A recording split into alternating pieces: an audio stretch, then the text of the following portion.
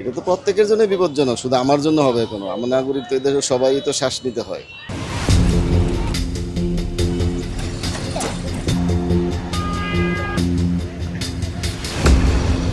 ব্যস্ত সড়ক, চলমান নির্মাণ কাজের ধুলা, ইট ভাটা ও শিল্প কারখানার ধোঁয়া, সব মিলিয়ে আমাদের প্রিয় রাজধানী ঢাকা এখন ধূসর চিত্রের শহর। বায়ুমণ্ডলীয় দূষণ অধ্যয়ন কেন্দ্র ক্যাপসের সাম্প্রতিক গবেষণায় দেখা গেছে 2014 থেকে 2026 সালের জানুয়ারি মাসে মোট 340 দিনের মধ্যে একদিনও ঢাকার বায়ুমান ভালো পর্যায়ে ছিল না। এমন পরিস্থিতির রাজধানীতে বসবাস করা মানুষের মধ্যে উদ্বেগ বাড়াচ্ছে। ঢাকা শহর তো জনবহুল এলাকা, এখানে লোকের সমাগম বেশি, এখানে আসলে ফ্যাক্টরি মিল ফ্যাক্টরি বেশি আছে, কলকারখানা আছে।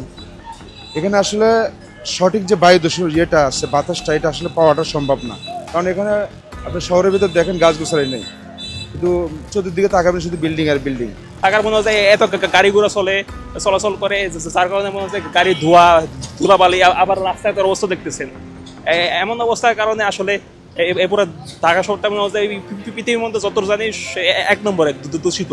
নগরবাসী বলছেন, আবাসিক এলাকা, যানবাহনের কালো ধোঁয়া এবং কলকারখানার নির্গমনের কারণে দিন দিন শহর দূষিত হচ্ছে।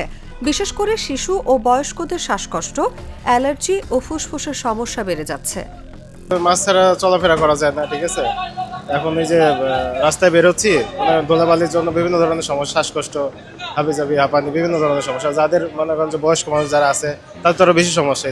এই যে ধুলাবালির জন্য, এর জন্য অনেক ধরনের রোগ হইতেছে, ঠান্ডা, কাশি, জ্বর, অ্যালার্জি, এগুলোর সমস্যা হইতেছে।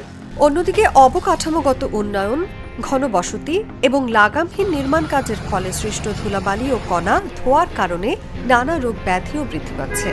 এই ঢাকা শহরে অতিরিক্ত যানবাহনের কারণে তাদের যে যাতায়াতের সেই বাতাসের ধুলাটা আকৃষ্ট হয়, এর জন্য কারণে ঢাকা শহরের ধুলাবায়ুটা অনেক অতিরিক্ত বেশি তাপমাত্রা বেড়ে যায়। এটা তো প্রত্যেকের জন্য বিপজ্জনক, শুধু আমার জন্য হবে কোনো? আমার নাগরিক তো এদের সবাই তো শ্বাস নিতে হয়।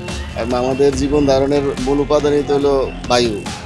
তো সেটা যদি নির্মল না হয় তো সে জীবন ধারণ তো অত্যন্ত কষ্টকর, স্বাভাবিক। প্রত্যাশা রাখি যাতে আমাদের তো সুস্থভাবে বাঁচতে পারি, বায়ুটা যাতে দূষণ কম হয়। পরিবেশ বিশেষজ্ঞরা সতর্ক করে বলছেন, যদি দ্রুত কার্যকর পদক্ষেপ না নেওয়া হয়, ঢাকার বায়ু দূষণ পরিস্থিতি আরও ভয়াবহ রূপ নিতে পারে। তাদের মতে দূষণ নিয়ন্ত্রণে সমন্বিত উদ্যোগ, যানবাহনের নিয়ন্ত্রণ, শিল্প কলকারখানার নির্গমন সীমিত করা এবং সচেতনতার মাধ্যমে নাগরিকদের স্বাস্থ্য রক্ষা করা জরুরি। নিউজ ডেস্ক, জাগো নিউজ।